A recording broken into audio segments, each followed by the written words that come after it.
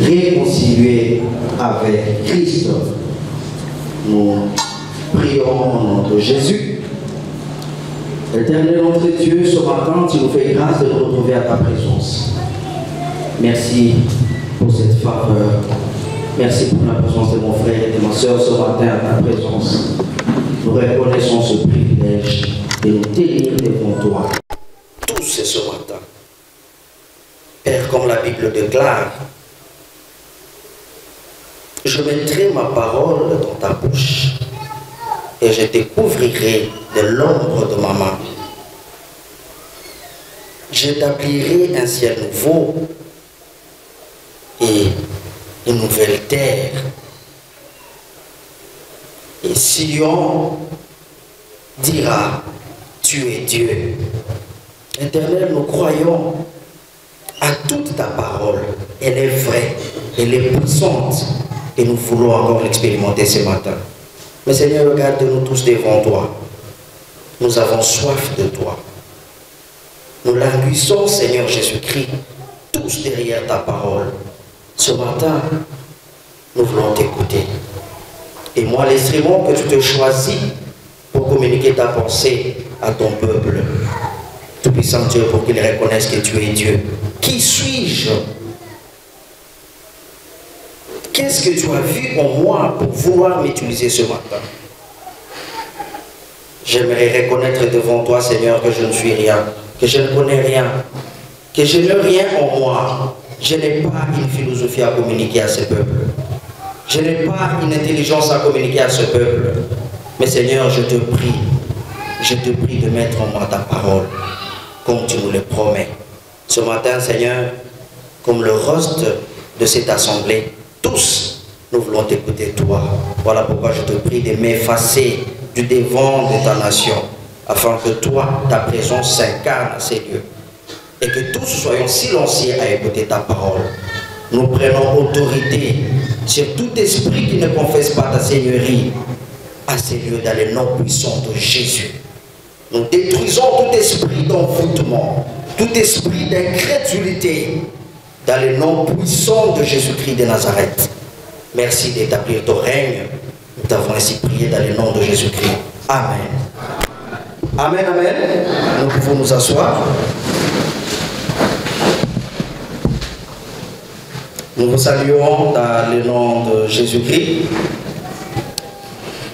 Nous bénissons Dieu ce matin qui nous fait faveur de nous tenir encore devant vous pour partager avec vous sa parole. Je peux me rappeler que ça faisait vraiment longtemps. C'est vrai que par occasion, nous nous sommes tenus devant vous, mais c'était parfois pour une communication ou alors pour l'officiance. Mais pour parler de la part du Seigneur, nous reconnaissons que ça fait au moins 2 ans presque. Mais aujourd'hui, il a plu au Seigneur de vouloir nous sélectionner. Nous sommes très reconnaissants au Seigneur pour cette grâce. Et en même temps, nous remercions les dirigeants de notre Église qui ont porté leur choix sur nous. Nous remercions le Conseil des Anciens qui a établi un programme selon lequel chaque année, on dispose d'un mois dédié, confié à la jeunesse pour la direction des cultes. C'est une grâce. Ça ne se passe pas de cette façon partout ailleurs. Mais nous bénéficions de cette grâce. En même temps, le Seigneur nous utilise. En même temps, nous sommes en formation. En même temps, nous bénéficions de beaucoup de privilèges à la présence de Dieu. Nous remercions sincèrement le pasteur et tous les conseils des Anciens. Nous voulons aussi remercier, parce qu'aujourd'hui, c'est le dernier dimanche où nous sommes en train de clôturer ces programmes. Nous voulons en même temps remercier toute la jeunesse de notre église locale qui s'est donnée entièrement pour la réussite de ces programmes de mois de la jeunesse. Nous remercions particulièrement tous qui ont intervenu, directement ou indirectement, pour pour la réussite de ces programmes. Que le Seigneur vous bénisse, chacun de vous là où il se trouve, que la grâce du Seigneur vous localise et que cette même grâce vous rattache à ces dieux, pour que tous puissions continuer à servir fidèlement ces dieux pour sa seule gloire. Alléluia. Alléluia. Est-ce que ce matin dans cette assemblée, il y a quelqu'un qui est venu prier avec nous pour la première fois? Gloire au Seigneur. Gloire au Seigneur. Est-ce que nous pouvons acclamer le roi de rois? Gloire au Seigneur. Gloire au Seigneur. Gloire au Seigneur. Il y aura un moment d'annonce et d'accueil des visiteurs, mais nous avions juste voulu savoir si il y a des personnes qui sont venues prier avec nous pour la première fois, pour savoir si nous devons nous présenter ou pas. Mais là, nous réalisons que nous devons obligatoirement passer par là. Aux habitués de cette église locale, ils nous connaissent. Je suis votre fils, je suis votre frère. Par le nom, on m'appelle Baraka Mbanza. Je sers le Seigneur par sa grâce dans cette église comme président de la jeunesse. Je le sers également comme diacre et catéchiste. Et je suis mobilisateur d'éducation chrétienne au niveau de la section Kinshasa et coordinateur de l'éducation chrétienne à l'église locale par la grâce du Seigneur. Je suis également marié par la grâce de Dieu à une très jolie dame que le Seigneur a créée pour moi. Alléluia. Je suis très reconnaissant à Dieu pour cette grâce et pour cette faveur. Mon épouse s'appelle Guylaine Bangaba Massabe Mbanza et le Seigneur nous a bénis avec une jolie fille. Et notre fille s'appelle Louise. Vous serez appelés à la connaître les jours qui viennent. Bien aimé, chaque jour quand je me réveille le matin et que je jette un coup d'œil à côté, je vois ma compagne et ma fille, ça m'épouse dans l'adoration. Alléluia. Je ne sais pas pour vous, mais au moins je ressens une joie particulière. Alléluia. J'ai béni le Seigneur pour cela. Mais nous allons directement passer au message d'aujourd'hui. J'étais en train de dire qu'aujourd'hui nous sommes en train de conclure un programme spécial que nous avons commencé depuis 3 semaines. Mais ce programme se rattache au programme de notre église. Dans notre église locale de Lagombe, nous sommes en train d'exploiter un thème très capital qui est intitulé « Unité de l'église selon les plans de Dieu ». L'unité de l'église selon les plans de Dieu. Si nous avons été ensemble depuis le début de ces cultes, vous avez compris avec moi qu'au travers de toutes les interventions, les cantiques, la pièce de théâtre, les adresses, le message, tout tournait autour de l'unité. Je pourrais même dire que je n'ai plus rien à ajouter, car tout a été dit. Alléluia. À principe, on devrait tout simplement prier. Mais comme c'est une clôture, nous allons nous donner le devoir de pouvoir ramasser tout ce qui a été fait au courant du mois et nous allons conclure ce message et juste après, nous allons nous plonger dans la prière. Amen, amen. Voilà donc ce qui a été le thème de l'année et particulièrement pour ce mois de la jeunesse, le Seigneur a voulu nous parler sur un sous-thème qui a été intitulé « La réconciliation, modèle de Dieu pour vivre l'unité ». La réconciliation, modèle de Dieu pour vivre l'unité. Nous avons lu avec vous ensemble dans Jean chapitre 17, verset 20 à 21. Et nous avons aussi parcouru la Bible en cherchant 2 Corinthiens chapitre 5, verset 19.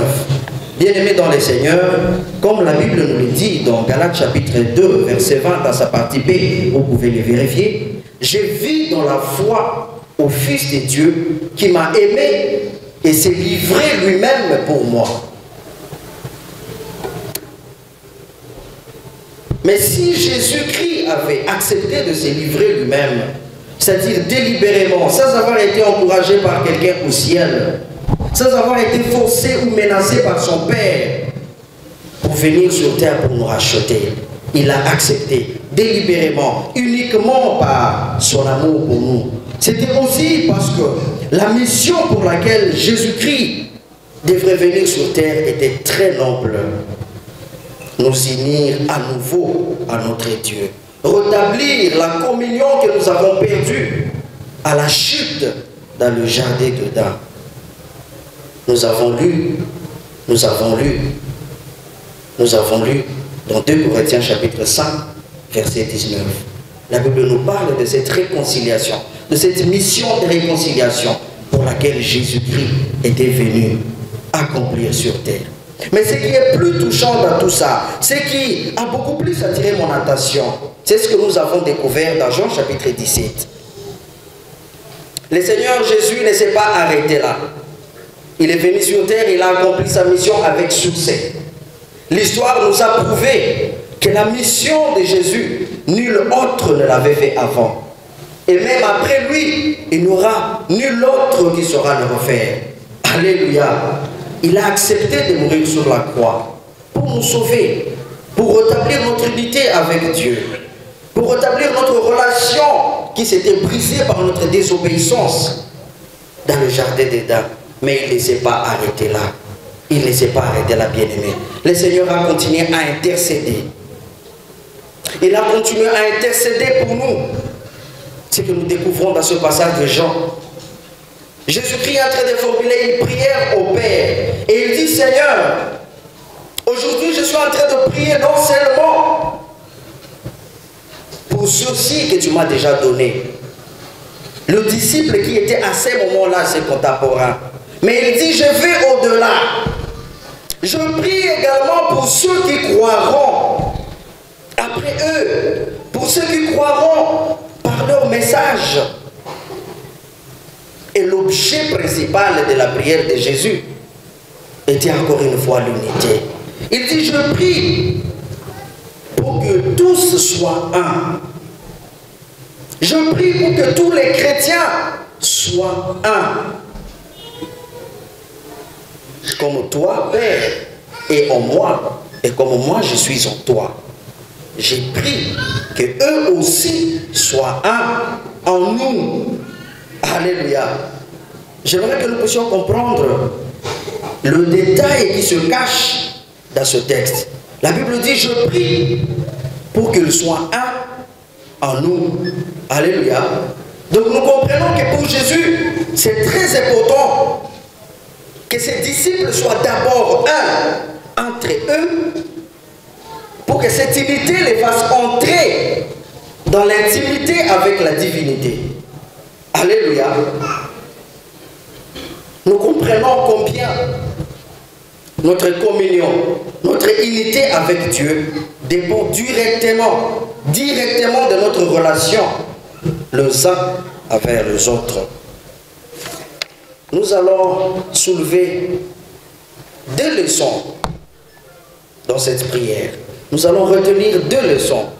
La première leçon, c'est que nous ne pouvons pas prétendre être unis à Dieu ou vivre une communion avec Dieu aussi longtemps que nous ne sommes pas unis entre nous.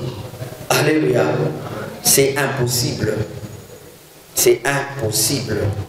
La deuxième leçon, c'est que la puissance ou la force de l'évangile réside dans l'unité de l'Église. Alléluia. J'aime comme Jésus est en train de finir sa prière au verset 21 que nous avons lu. Il dit, je te demande cela pour que le monde croie que tu m'as envoyé. Alléluia. Pour que le monde croie que tu m'as envoyé, je prie que ses disciples soient un. Aujourd'hui, pour que le monde croie à l'évangile que nous prêchons, nous devons être unis. Aujourd'hui, pour que l'évangile ait un impact positif sur l'humanité, il est indispensable que l'Église soit unie. C'est très important. C'est très important. Mais le paradoxe, c'est qu'aujourd'hui, le christianisme est parmi les religions les plus fragiles, si nous pouvons le dire. Le christianisme est en train de devenir parmi les religions le moins impactant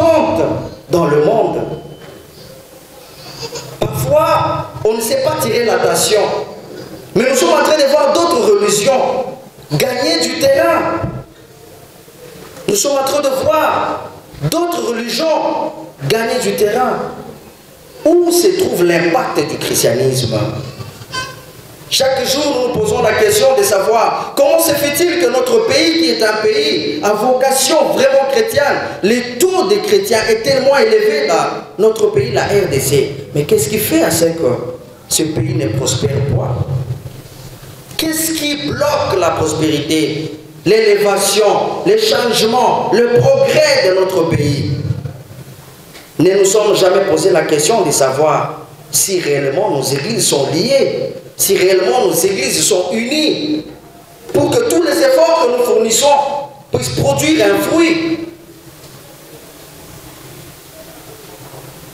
Le christianisme aujourd'hui, c'est une religion dans laquelle nous voyons plein de divisions. Des divisions chaque jour. Des divisions chaque jour. Chaque jour. Et si vous vous approchez pour chercher à creuser, à savoir qu'est-ce qui peut être à la base de ces divisions, bien aimé, plus souvent ce sont des conflits. Et malheureusement des conflits d'intérêts. C'est comme si nous étions en train d'oublier la raison d'être de l'Église. Pourquoi sommes-nous à l'Église? Est-ce que nous venons à l'Église pour chercher nos propres intérêts? Est-ce que c'est nos intérêts que nous poursuivons à l'Église? Ou bien nous venons à l'Église parce que nous avons soif de contempler la gloire de Dieu? Mais qu'est-ce qui fait à ce que nous puissions vivre des divisions aujourd'hui? Qu'est-ce qui fait à ce que des conflits règnent dans nos églises aujourd'hui? Nous voulons aller plus loin. Ou nous voulons entrer en profondeur. Nous regardons, nous jetons un regard dans nos familles. Bien aimés, les familles sont déchirées. Beaucoup de familles sont déchirées. Beaucoup de familles n'expérimentent pas l'unité. Mais ce sont ces familles qui constituent l'Église. Comment pouvons-nous nous attendre à ce que l'Église sera unie alors qu'elle est composée de personnes très désunies? Je ne sais pas si ce terme existe en français. Vous allez m'aider après culte de les confirmer ou pas. Merci bien aimé. Mais je pense que vous avez compris le message. Nos familles sont déchirées. Nos familles sont déchirées. Nous verrons dans nos familles des maris qui sont incapables d'aimer leurs femmes selon Dieu. Dans nos familles, nous allons retrouver des épouses qui sont incapables d'être soumises à leurs époux selon Dieu. Se cachant parfois derrière une mauvaise compréhension de la théorie moderne de la parité. Et beaucoup de familles sont déchirées. Beaucoup de familles sont déchirées. Beaucoup de familles connaissent des divisions. Nous retrouverons dans nos familles des enfants qui sont incapables d'honorer leurs parents. Des enfants qui sont incapables d'être obéissants à leurs parents selon Dieu.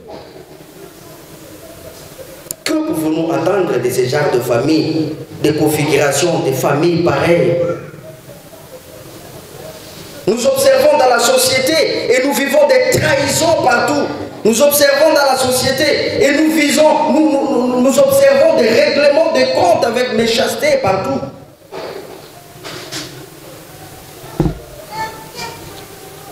Et c'est cette même société qui se retrouve à l'église. Malheureusement, nous retrouvons même des personnes qui, soi-disant chrétiens, qui se retrouvent dans ces choses. Ça fait très mal. Ça fait très mal. Finalement, nous nous posons la question, est-ce que nous sommes les seuls à penser que nous sommes chrétiens? Nous sommes les seuls à penser que nous sommes chrétiens. Parce que la marque du chrétien, c'est dans l'amour, c'est dans l'unité. Mais alors que nous ne nous retrouvons pas avec cette marque, qui sommes-nous? Nous pensons que nous sommes chrétiens alors que tout le reste du monde voit en nous le païen. Et Dieu seul sait ce qu'il pense de nous. Dieu seul sait ce qu'il pense de nous. Aujourd'hui, dans nos églises, à cause de nos divergences des pensées, à cause de la différence de nos méthodologies ou de nos façons de voir les choses, au lieu que tout cela puisse constituer la force de l'Église qui est constituée, qui est composée des diversités des dons que le Seigneur met en nous, cela plutôt constitue une base de plusieurs conflits dans nos églises aujourd'hui. Nous nous bousculons, nous nous cognons la tête mutuellement, pourtant inutilement. Au lieu de contempler la grandeur de Dieu et de glorifier Dieu dans la diversité que nous avons dans nos églises, nous nous séparons, nous nous divisons, nous nous divisons. Et il n'y a plus d'unité dans l'église. Nous ne sommes plus unis. Et le Saint-Esprit n'est plus là. Parce que le Saint-Esprit règne là où il y a l'unité. Nous vérifions de ces vérités dans 1 Corinthiens chapitre 12 verset 11. Au lieu que nous soyons unis dans nos diversités, nous sommes déchirés. Nous affaisons de problèmes. Nous nous combattons mutuellement. Au lieu que l'Église combatte aujourd'hui le diable, au lieu que l'Église combatte le mal aujourd'hui, nous nous sommes déroutés de notre cible. Nous avons choisi de laisser le diable tranquille et nous nous combattons entre nous. Parfois nous facilitons le diable dans sa mission, parce que sa mission principale c'est de détruire l'Église, c'est de déchirer l'Église, c'est de faire un chèque à l'œuvre de la croix. Mais gloire à Dieu, parce qu'il n'arrivera jamais. Il n'arrivera jamais. Il n'arrivera jamais. Mais nous devons faire très attention à ce qui se passe aujourd'hui dans nos églises. Dans la plupart des cas, nous sommes à côté de la mission que le Seigneur nous a confiée. Nous ne voulons plus écouter l'Esprit de Dieu qui parle en nous. Nous avons réussi à boucher nos oreilles. Le Saint-Esprit n'a plus d'impact dans nos vies. Nous nous présentons devant Dieu avec des robes sales. Nous nous présentons devant Dieu avec nos vies de péché. Nous nous présentons devant Dieu avec des conflits enfouis en nous. Et nous prétendons servir Dieu. Bien aimé, j'aimerais que nous puissions examiner ensemble avec vous ce que le Seigneur pense de tout ça. Nous allons lire la parole de Dieu dans Malachie, chapitre 1. Et nous lirons à partir de verset 6 jusqu'au verset 10. Nous lisons la parole de Dieu dans Malachie, chapitre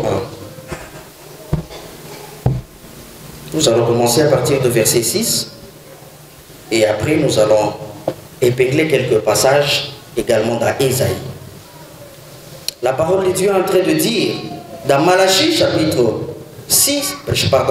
1, verset 6, « Un fils honore son père, et un serviteur son maître. Si je suis père, où est l'honneur qui m'est dû? Si je suis maître, où est la crainte qu'on a de moi, dit l'Éternel des armées. À vous, sacrificateurs, qui méprisez mon nom et qui dites, à quoi avons-nous méprisé ton nom? Vous offrez sur mon autel des aliments impurs et vous dites, en quoi t'avons-nous profané? Si à disant la table de l'Éternel est méprisable. Quand vous offrez en sacrifice une bête aveugle, n'est-ce pas mal? Quand vous en offrez une boiteuse ou infirme, n'est-ce pas mal? Offrez-la donc à un gouverneur. Te recevra-t-il bien? Te verra-t-il bon accueil? Dit l'Éternel des armées. Verset 9. Priez Dieu maintenant pour qu'il ait pitié de vous. C'est de vous que cela vient. Vous recevrez-il favorablement? Dit l'Éternel des armées. Verset 10. Lequel de vous fermera les portes pour que vous n'allumiez plus en vain les feux sur mon autel? Je ne prends aucun plaisir en vous, dit l'Éternel des armées. Et les offrandes de vos mains ne sont point agréables.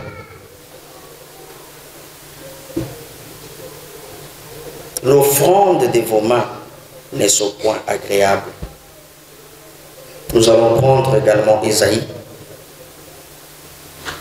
chapitre 1 toujours.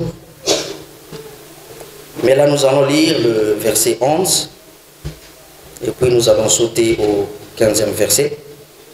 La Bible dit 15 et 16, la Bible dit: quand vous étendez vos mains, je détourne de vous mes yeux. Quand vous multipliez les prières, je n'écoute pas. Vos mains sont pleines de sang.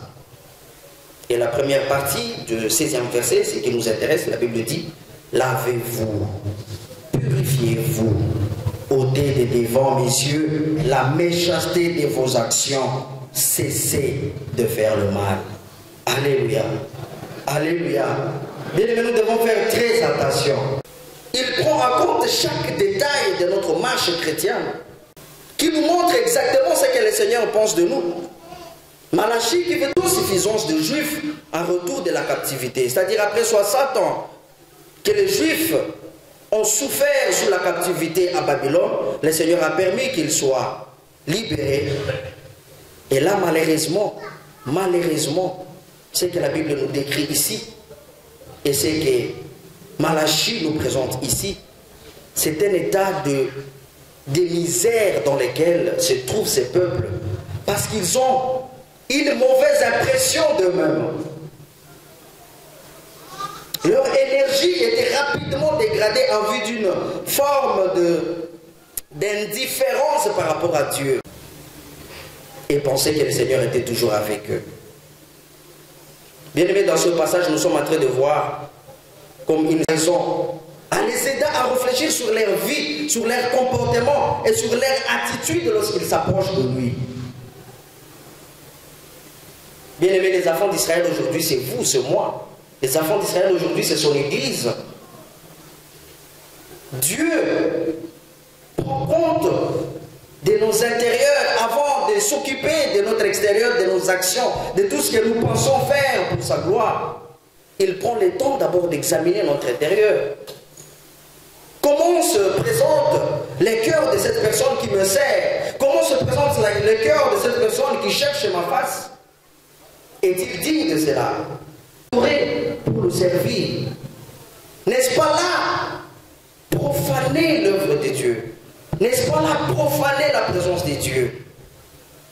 Ce qui est plus grave, nous participons même à la Sainte Seine, avec des problèmes dans nos vies, avec des problèmes dans nos cœurs. Aussi longtemps que personne ne connaît ta vie, les problèmes que tu caches en toi, tu continues à faire ta religiosité et tu te contentes de continuer tel que. Mais bien aimé, le Seigneur voit tout. Il y a des vérités que les pasteurs ne peuvent pas savoir. Mais Dieu voit tout.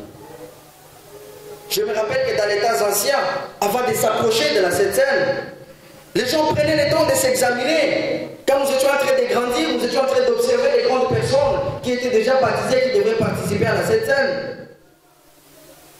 Vous voyez que tout le monde le prenait au sérieux. Et les gens pouvaient se préparer plusieurs jours avant ce jour. Mais aujourd'hui, même lorsque nous arrivons au culte, et brutalement, alors que nous ne savions pas, nous nous retrouvons devant la Sainte Seine. Et même s'il y a une culpabilité en nous, nous participons quand même à la Sainte Seine. Où nous avons mal compris les temps de la grâce que nous sommes en train de vivre. Bien aimé, il faudra que chacun de nous examine sa vie. Aujourd'hui, nous sommes en train de clôturer ce message avec un sous-thème qui est en train de dire « Revenons dans les plans de Dieu pour vivre l'unité à l'Église ». Nos sociétés sont déchirées, nos familles sont déchirées, nos églises sont divisées. Nous sommes devenus très fragiles. Et le diable se permet de nous ballonner dans tous les sens. Parce que voilà, nous n'avons plus de piliers, nous n'avons plus de base, nous n'avons plus de fondation. Nous n'avons plus de support. Mais c'est parce que nous avons délibérément accepté, toléré le péché dans notre vie. Mais il y a un Dieu là-haut qui regarde tout ça. Il y a un Dieu là-haut qui regarde tout ça. Et il se pose la question. Est-ce réellement pour cette race? Est-ce réellement pour cette catégorie de créatures que j'avais envoyé mon fils, l'unique que j'avais, le bien-aimé, mourir sur la croix, pour que juste après, il vienne saboter cette œuvre de la croix? Ce que nous sommes en train de vivre aujourd'hui, c'est un sabotage à l'œuvre de la croix. Aujourd'hui, le Seigneur nous appelle encore à la réconciliation. Aujourd'hui, le Seigneur nous appelle à l'unité. Pour qu'il puisse rétablir son Église à l'état initial. Aujourd'hui, nous sommes en train de réfléchir sur ce thème qui dit « Revenons dans les plans de Dieu pour vivre l'unité ». Nous allons examiner avec vous quelques conseils pratiques de l'apôtre Paul que nous retrouvons dans Ephésiens chapitre 4, versets 31 et 32. Ephésiens chapitre 4, versets 31 et 32. Versets 31 et 32.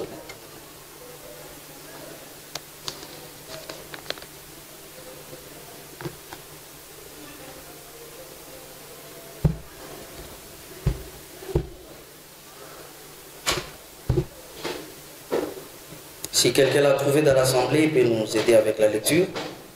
Nous sommes en train de lire dans Ephésiens. Je demanderai qu'un jeune passe devant et nous fera lentement cette lecture. Ephésiens chapitre 4, versets 31 et 32. Si un jeune peut passer devant, s'il vous plaît.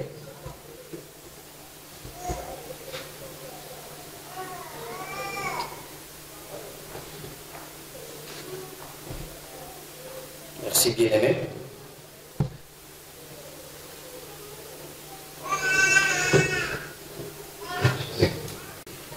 Et toute amertume, toute animosité, toute colère, toute clameur, toute calomnie et toute espèce de méchanceté disparaissent du milieu de vous.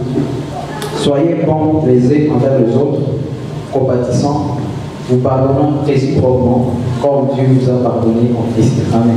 Amen. S'il vous plaît, frère, vous pouvez rester.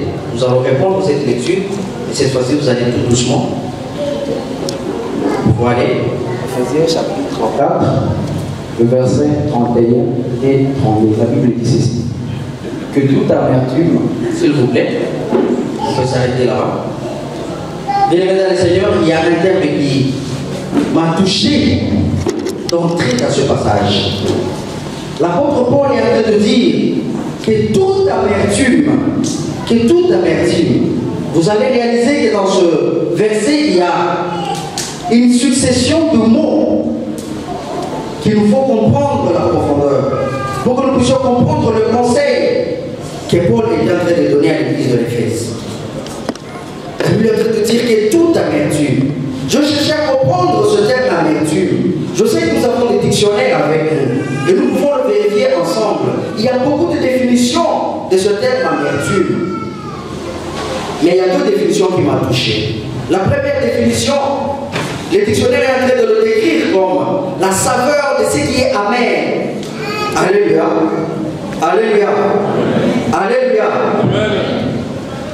Je vous supplie de regarder celui qui est à votre gauche et à votre droite. Il se peut qu'il soit emporté par la fatigue peut-être. Merci de l'encourager à suivre ce message. J'étais en train de dire qu'amertume, dans sa première définition, j'ai trouvé la saveur de ce qui est amer. Alléluia. La saveur de ce qui est amer, c'est-à-dire amertume vient de mots amer. Amer. Alléluia. Vous allez parler en lingala, mais je crée de transformer le tutoir Voilà, je m'arrête. Qui est toute amertume. La deuxième définition qui a touché mon cœur, c'est lorsqu'on définit l'amertume comme étant un sentiment profond de tristesse qui peut animer une personne, une âme, un cœur, et qui peut le pousser à s'éloigner, à se retourner sur lui-même, à s'enfermer à lui-même parce que déçu. Alléluia. L'amertume, une tristesse profonde. Une tristesse profonde. Mais je préfère revenir dans la première définition, en parlant de la saveur amère, quelque chose qui n'est pas bon, quelque chose qui est dégoûtant. C'est vrai, parfois nous mangeons des aliments qui sont amers, parce que nous avons appris par les diététiciens que voilà, ils ont certains avantages pour notre santé. Mais la plupart des cas, ce qui est amer n'est pas bon à manger. Alléluia. Ce qui est amer n'est pas délicieux. Mais pourquoi l'apôtre Paul est en train de soulever l'amertume ici, qui peut se définir de cette façon, comme une saveur de quelque chose qui est amer? Et là, très rapidement, j'ai compris pourquoi l'apôtre Paul était en train de défendre cela au milieu du peuple des dieux. Combien de fois avons-nous rendu la vie chrétienne des gens dans l'église amère? Combien de gens avons-nous rendu difficile la marche chrétienne de plusieurs? Combien de gens avons-nous fait fuir des personnes dans nos familles à cause de nos comportements amers? Alors que la marche chrétienne doit être douce, la marche chrétienne doit être remplie de suavité, une suavité qui est un sentiment de satisfaction que l'âme ressent lorsqu'il entre en contact avec Dieu. Que lorsque nous venons à la rencontre avec le Seigneur, que nous soyons remplis de joie, que nous soyons comblés dans la profondeur de notre âme. Mais malheureusement, dans nos églises aujourd'hui, ce n'est pas le cas. Nous avons décidé d'être une pièce amère au milieu de peuple de Dieu. Et notre saveur fait fuir tout le monde. Notre saveur fait fuir tout le monde. Quand tu arrives dans la société, c'est à ce moment-là que les gens fuient. Quand tu arrives dans la vie professionnelle, dans un département, c'est à ce moment-là que tout le monde te demande les transferts. Parce que tu es insupportable, tu es amer. Que le Seigneur nous fasse grâce. Nous pouvons imaginer quelqu'un qui est en train de marcher, qui croise une orange bien jaune, qui a l'aspect mûr, et qui peut déjà commencer à s'imaginer toute la saveur qu'il va ressentir lorsqu'il va savourer avec délectation son orange. Mais malheureusement, il arrive des fois où nous commençons à savourer une orange qui n'a pas été mûre, qui a été retrachée ou qui a eu avant sa maturité à l'arbre. Et cette orange, au lieu d'être délicieuse, au lieu d'être savoureuse, elle est aigre, elle est amère. Alléluia. Je ne sais pas si vous, ça vous est déjà arrivé. Moi, ça m'est déjà arrivé plusieurs fois. Tu manges l'orange avec l'idée, le goût de l'orange, mais quand tu le mets dans la bouche, tu te poses la question, est-ce que c'est un citron ou bien c'est une mangue de mon mûr? Nous devons faire très attention. Bien aimé, nous pouvons continuer. Que toute amertume, toute animosité, toute colère, s'il vous plaît, merci. Toute animosité, toute colère, toute animosité, toute colère. Mais l'animosité, c'est une disposition malveillante à faire du mal. Aujourd'hui, nous avons ce genre de personnes dans nos communautés. Aujourd'hui, nous avons ce genre de personnes dans nos familles. Il est prédisposé à faire le mal. Voilà, il y a l'animosité en lui. Et c'est le diable qui l'utilise puissamment. Il le fait tellement bien. Et il arrive à faire fuir les personnes à côté de lui. La Bible est en train de parler également de la colère. Bien aimé, je ne sais pas si vous êtes déjà arrivé de nous retrouver dans une société où vous réalisez qu'il y a des personnes qui ont une agressivité tellement excessive. Je peux comprendre que chacun de nous se retrouve par moments sous la colère. Alléluia. Nous disons toujours qu'il est arrivé même à Jésus d'être en colère une fois. Mais avec vous, nous connaissons les raisons pour lesquelles notre Seigneur était en colère. Toi, tu t'es mis en colère pourquoi? Et comment réagis-tu quand tu te retrouves en colère? La Bible dit que le soleil ne se couche pas. Alléluia. Que le soleil ne se couche pas. Aujourd'hui, nous avons des chrétiens qui sont capables d'être en colère pendant toute une semaine. Aujourd'hui, dans des couples, nous voyons des maris qui sont capables de ne pas s'adresser à leurs épouses la parole pendant tout un mois parce qu'ils sont en colère.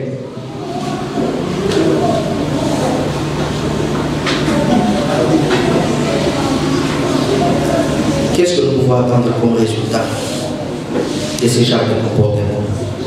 Le Seigneur est en train de dire que ces choses-là ne se retrouvent pas parmi vous. Voilà les conseils que Paul était en train de donner. Continuons, bien-aimés. Toute clameur. Ah, s'il vous plaît. Toute clameur. Bien-aimés, je suis rentré dans la Bible 2 21 où j'ai retrouvé une nuance pour ce même terme. Là-bas, la Bible parle de l'éclat de voix. Que toute clameur, dans 2 21, la Bible parle d'éclat de voix. Waouh! Éclat de voix. Éclat de voix. Je voulais comprendre ce terme. Mais je me suis rappelé de ce que j'ai appris quand j'étais à l'université. Chez nous, à l'université, nous décrivons l'éclat comme étant le résultat de rapport entre que produit un minéral entre le rayon qu'il reçoit et ce qu'il réfléchit. C'est là m'a appelé à voir que ce terme éclat fait appel à des ondes lumineuses. Mais la Bible parle d'éclat de voix. Quand je me suis mis à analyser également la voix, je me suis rendu compte que dans la voix, ce terme fait appel à un autre type d'onde. Là, nous parlons des ondes acoustiques ou des ondes sonores. S'il y a des personnes qui sont dans ces domaines-là, je pense qu'ils me comprennent bien. Et je me pose la question, pourquoi la Bible mélange ces deux choses? Ça fait des domaines très différents. Les ondes lumineuses et les ondes sonores, qu'est-ce qu'ils ont en commun? Et j'ai réalisé que ce qu'ils ont en commun, c'est l'énergie. Dans ces deux ondes-là, ce qui se propage sur l'énergie, que ce soit dans les ondes lumineuses, que ce soit dans les ondes acoustiques ou les ondes sonores, ce qui se propage dans un milieu, c'est l'énergie. Alléluia. Et là, j'ai compris, au fait, que chacun de nous, nous sommes porteurs d'énergie. Nous sommes porteurs d'énergie qui se propagent et qui seront appelés à se refléter. Et parfois, les bruits que nous attendons dans l'église, parfois les lamentations que nous attendons dans l'église, parfois les proclamations que nous attendons dans l'église, tous ces bruits que nous attendons dans l'église, ce ne sont que résultats des ondes que nous émettons. Alléluia. Lorsque tu vis dans une société où c'est des cris chaque jour, des cris de mécontentement, s'il vous plaît, parce que c'est de ça qu'il s'agit ici. Cela doit nous faire réfléchir. Cela doit nous faire réfléchir. Cela veut dire que nous avons besoin de Dieu. Alléluia. Alléluia. Nous allons prendre la dernière partie et terminer. Toute calomnie et toute espèce de méchanceté disparaissent du milieu de vous. Allons-y. Soyez bons les uns envers les autres, compatissants, nous pardonnons réciproquement comme Dieu vous a pardonné en Christ. Merci beaucoup. Bien que vous pouvez prendre votre place. Il y a Un dernier aspect que j'aimerais marteler ici, la Bible parle de la calomnie. Waouh! Voilà un autre domaine dans l'Église aujourd'hui qui a produit beaucoup de diplômes, de masters et de doctorats. La calomnie. La calomnie qui est tout simplement des critiques non justifiées, des critiques injustifiées qui visent tout simplement à nuire la personne concernée. Aujourd'hui, nos sociétés sont déchirées seulement à cause de la calomnie. Aujourd'hui, c'est tout le monde qui diffame tout le monde, c'est tout le monde qui parle mal de tout le monde. Et nous prenons plaisir à ça, même dans l'église. Nous faisons des affirmations parfois gratuites de faits que nous n'avons pas vérifiés. Et même si c'était pour des faits que nous avons vérifiés, est-ce que la calomnie, c'est ce que nous conseille la Bible? Parce que la Bible nous conseille que même lorsque tu vois un frère dans le péché, ce que la Bible nous conseille, c'est de l'approcher, de l'interpeller, de le conseiller, de les ramener à la raison. Et non d'aller parler du frère, de la soeur ailleurs.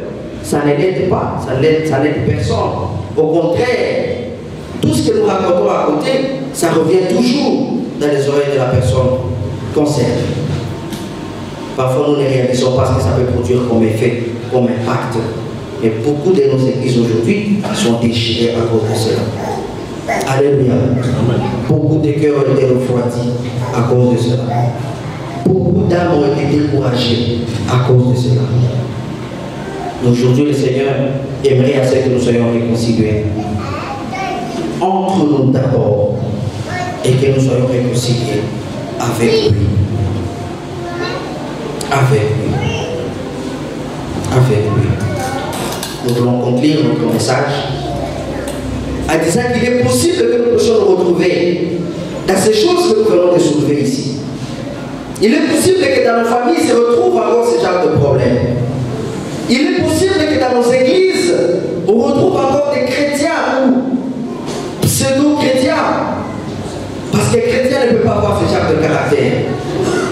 Il est possible qu'ils se retrouvent encore dans nos églises. Bien-aimés, aujourd'hui le Seigneur veut que nous puissions nous repentir. Aujourd'hui le Seigneur veut que tu puisses aller vers la personne que tu as diffamée. Aujourd'hui le Seigneur veut que tu puisses aller vers la personne que tu as fait du mal. L'âge de l'offrande dont on parle ici, l'offrande n'est pas essentiellement ce que nous venons de mettre dans ces paniers, mais l'offrande c'est tout ce que nous offrons au Seigneur. C'est culte que nous offrons au Seigneur, c'est une offrande. Mais ici, la Bible est en train de dire que pour que cette offrande ait sens, nous devons nous rassurer que nous n'avons pas laissé des antécédents derrière nous. Nous devons nous rassurer que nous sommes en paix avec nos frères. Alléluia. Sinon, arrêtons ce que nous sommes en train de faire. Arrêtons, bien-aimés, ça ne sert à rien. C'est ce que le Seigneur disait dans Malachie, dans Isaïe. Il ne prend pas plaisir. Nous pouvons bien nous époumoner en faisant de longues prières ici parmi les gens. Nous pouvons bien nous époumoner en chantant pour Christ. Nous pouvons bien transpirer en travaillant dans la diaconie. Nous pouvons bien passer notre temps à prêcher. Mais le Seigneur dit tout clairement que je ne prends point plaisir. Alléluia. Lorsque nous présentons nos offrandes devant le Seigneur, rassurons-nous que nous n'avons pas de comptes à rendre, que nous n'avons pas de problèmes avec nos prochains. Recherchez la paix. Et dans Éphésiens chapitre 4, verset 3, là la Bible dit que nous devons fournir des efforts pour garder l'unité. Je me suis posé la question, je demande beaucoup d'efforts, bien-aimés. Voilà pourquoi la Bible est en train de dire, si c'est possible, et aussi longtemps que cela dépend de vous, soyez en paix avec tout le monde. Ah, donc ça veut dire que par moment, ça ne dépendra pas de nous. Alléluia. Par moment, ça ne dépendra pas de nous. Mais plus souvent, ça dépend de nous, bien-aimés. Plus souvent, ça dépend de nous. Tout simplement parce que nous refusons de faire le premier pas. Nous attendons que les personnes viennent à nous. Mais ça, ce n'est pas chrétien. Un chrétien n'attend jamais qu'on vienne vers lui. Un chrétien fait toujours le premier pas. Parfois, nous... Mais c'est un exercice qui doit rester réciproque. Aux enfants également, le premier pas va bénir de chacun d'entre nous. Et c'est difficile pour nous. Alléluia. Un jour, pendant que nous étions en train de discuter avec un bien-aimé, on était en train de préparer notre mariage, et il m'a posé souvent qui fait toujours le premier pas. C'est ce qui nous a donné cette opportunité pour que nous puissions avoir cette grâce de nous présenter devant toi. Seigneur, merci parce que nous te reconnaissons que tu es un roi des rois.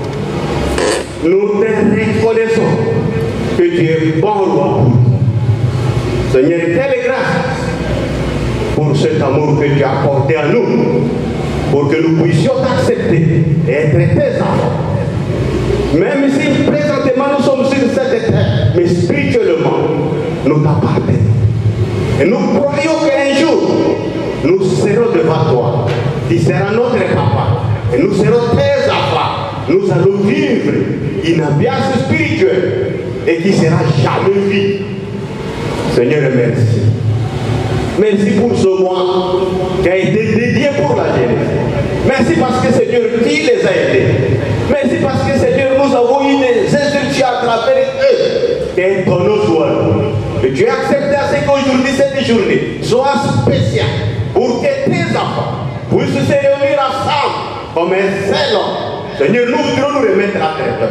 Seigneur, nous croyons que pendant ces temps, nous avons besoin de ta présence. Nous aimerions à ce que Seigneur, que tu puisses nous encadrer. Et effectivement, nous demandons à ce que le Saint-Esprit, Dieu le bon maître, puisse nous conduire. Et car nous serons à la fin des comptes, nous allons te remercier. Mais nous disons non, au diable, il est jaloux. Nous avons voulu donner gloire à toi, pas au diable. Il n'est pas appelé, mais il s'église. Oh Seigneur, préserve tes enfants. Je prie pour celui qui va conduire ces dieux. Il est aimé, que toi-même tu lui donnes des capacités nécessaires pour qu'il puisse conduire ses cultes pour ta gloire. Pourquoi pas? C'est lui qui va nous nourrir. Seigneur, nous avons besoin de cette parole. Si nous sommes arrivés ici, c'est parce que nous avons accepté. Et Seigneur, merci parce que tu as accepté à ce qu'il puisse nous nourrir. Et Seigneur, que toi-même tu lui donnes toutes les capacités possibles à communiquer cette parole. Parce que pour le moment, nous avons besoin de cette parole. Ta parole est dit, il y en aura un moment, nous allons chercher cette parole. Mais comme tu nous as donné encore cette grâce, nous avons besoin de cette parole. Oh Seigneur Jésus, nous voudrions prier pour tous les choristes. Ils sont unis. Nous aimerions que aussi toutes les paroles qui sortent dans leur bouche puissent nous édifier. Spécialement pour ta gloire. Nous prions pour tout le monde. Seigneur, nous voudrions que tu bénisses tout et chacun de nous. Nous aimerions à ce que, Seigneur, aujourd'hui, si nous avons quitté nos maisons d'une façon ordinaire, nous voudrions que tu nous changes. Nous voudrions que, Seigneur, tu parles à nous. Merci parce que tu es bon. Et même à la période de tes scènes, il y a d'autres référents encore qui sont pour nous. Ah, tes lèvres. Pour qu'ensemble, nous puissions bénéficier de cette vie spirituelle que tu nous as préparée. Oh Seigneur Jésus, merci. Qu'est-ce que je vais dire encore? Nous vous dirons que pendant ces temps, que tu nous aides. Et d'autres qui ont commencé, d'autres encore qui commencent, nous vous dirons que tu les aides. Et dans toute la section, Seigneur, merci parce que tu es notre Dieu. Nous t'aidons. En reconnaissant que Seigneur Dieu est notre Dieu. Et nous t'acclamons parce que tu es notre Dieu. Nous crions, nous crions, nous crions, nous crions, nous crions. Nous reconnaissons à toi et Dieu qui est dit. Sois le Seigneur respecté par nous. Nous te prions avec action de grâce. Au nom de Dieu. Amen. Amen. Éternel, nous